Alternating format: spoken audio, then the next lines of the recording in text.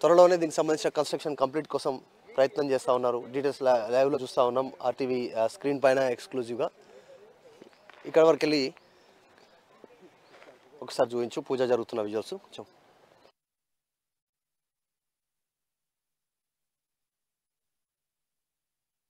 So ఇది చూస్తూ ఉన్నాం కదా, పూజా కార్యక్రమాలు సెక్యూరిటీ ప్లేస్లో మొత్తం ప్రభుత్వ యంత్రాంగం ఇక్కడికి చేరుకోవడం జరిగింది. కొద్దిమంది అధికారులకు ఇచ్చినటువంటి సూచన మేరకు ఇక్కడ ఏర్పాట్లు చేస్తూ ఉన్నారు. ఇక్కడ కూడా పార్కింగ్కి సంబంధించినటువంటి డీటెయిల్స్లో కానీ మిగతా డీటెయిల్స్లో కానీ వీళ్ళంతా కూడా ఏర్పాట్లు చేస్తూ ఉన్నటువంటి పరిస్థితి ఉంది. జస్ట్ ఒకసారి MCR HRD మిగతా ప్రాంగణం ఎట్లా ఉందో చూసే ప్రయత్నం చేద్దాం. పిల్లర్స్ కానీ ప్రొక్లెన్స్ కానీ ఇదంతా చదును చేస్తూ ఉన్నారు. ఈ ఏరియా అంతా మట్టితోటేసి చదును చేస్తూ ఉన్నటువంటి విజువల్స్ మనం చూస్తూ ఉన్నాం.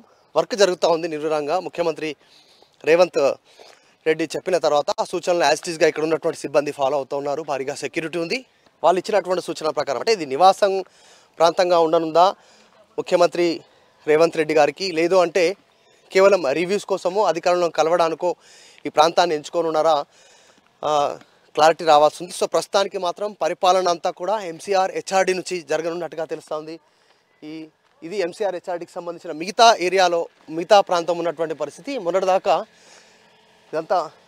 ఇది బ్లాక్ ఉన్నదా? Block sir. అంటే గోడ ఉన్నదా? గోడ లేదు, కాలిజాగా అంత చెత్త బొత్తండి అంత తీసేసారు. ఎప్పటి నుంచి తీస్తారు? నెల సో ఖాళీ జాగానే ఉండే కానీ చెత్త ఉండే అంత క్లీన్ చేస్తున్నటువంటి పరిస్థితి ఉంది. సో చూస్తూ ఉన్నాం కదా, ఇది ఒక గెస్ట్ హౌస్ ఉంది, వివేకానంద గెస్ట్ హౌస్ పక్కనే.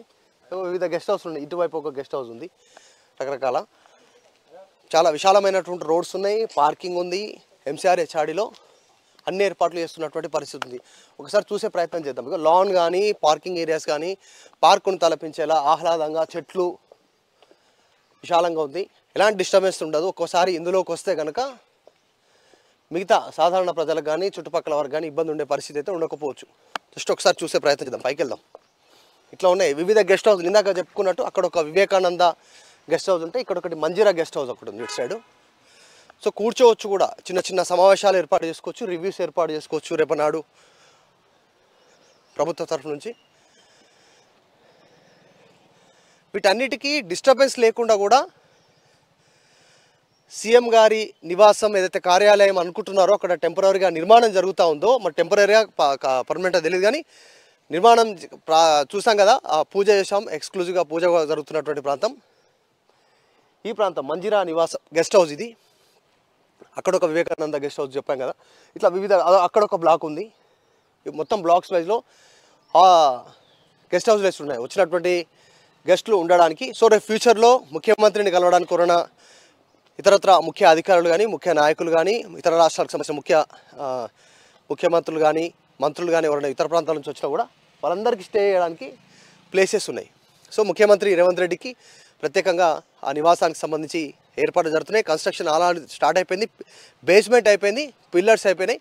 ఇంకా దాని వెనకాల డౌన్లో ఉన్నటువంటి ఏరియాలో పూజ జరుగుతూ ఉంది. అక్కడే మెయిన్ ముఖ్యమంత్రి రేవంత్ రెడ్డి గారు నివాస ప్రాంగణం. ఆ ప్రాంతం వాస్తు ప్రకారం చూశారు, పరిశీలన చేయడం జరిగింది. డెడ్ ఎండ్లో ఉంది, కార్నర్లో ఉంది. ఎవరికి ఇబ్బంది లేకుండా మొత్తం